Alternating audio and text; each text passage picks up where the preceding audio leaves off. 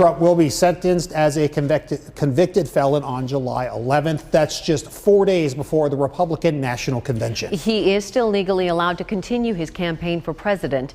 Chief political reporter Amanda Rooker talked to a Republican political strategist and a Democratic political strategist about the verdict and the impact it will have on the 2024 election. Amanda.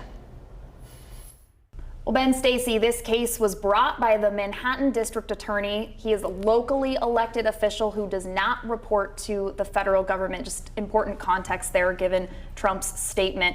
The indictment was approved by a grand jury of ordinary citizens. Trump was afforded his due process rights and found guilty by a New York jury of his peers.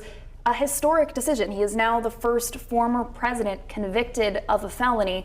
I'm joined now by Democratic strategist Jeff Link, Republican strategist David Omen. Now, being in Iowa, you both have talked to many presidential candidates. You've advised presidential campaigns, but this is an unprecedented moment in American politics. David, we'll start with you first. How does this change the shape of the political landscape right now? Well, I think we look on three fronts here, Amanda. First of all, was this good for Donald Trump personally or politically? Hard to argue that it was good, although he may try to construe it that way. Was it good for a Republican Party that wants to talk about a weak, fragile economy and a porous, open border? No, I don't think it was good for the Republican Party. Larger question is it good for the country? And there will be some who said the process worked, and there will be an appeal, and there were some who will decry the process and use that as a rallying cry to just heat up the campaign. I think we're in for a very, very divisive next several months. And from the start of when these indictments came down, it became divisive. The question became how much is this going to impact the race? Mm-hmm. And we saw in Iowa in the caucus cycle that after every indictment, Trump's poll numbers went up. Mm-hmm. He made a political argument about it. Is that something that we may see as we get closer to the presidential election in November? Is this a rallying cry for Trump and his base? Well, the caucuses are in the far rearview mirror right now. That's all about the general election. The sentencing will occur 4 days before the Republican convention. And in fact, the first Republican debate is 4 weeks from right now. So I think both parties will do a reset. Trump will probably raise a lot of money off of this verdict and just argue it ad nauseum.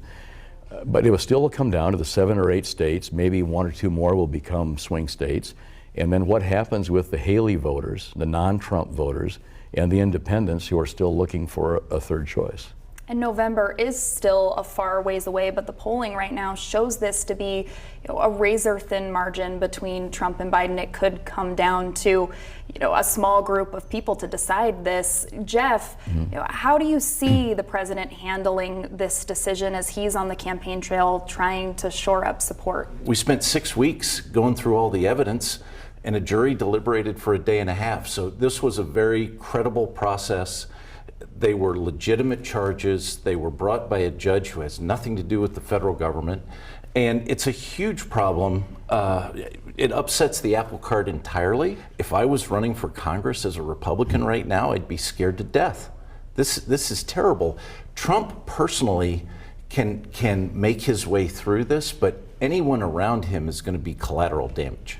And I want to talk to you also specifically about how the Biden administration, how President Biden reacts to this. He's largely stayed quiet and not responded to the indictments, to the trials as they were going on. Now that there is a conviction, how do you see this impacting his chances as he campaigns? Well, the old rule in politics is when your opponent is shooting himself in the foot, stay out of the way. Mm-hmm. And that's what he needs to do. He needs to stay out of the way. He needs to do his job as president, get some foreign travel in, make this about what he's doing as president and where he wants to take the country, and let Trump kind of stew in his own juices here.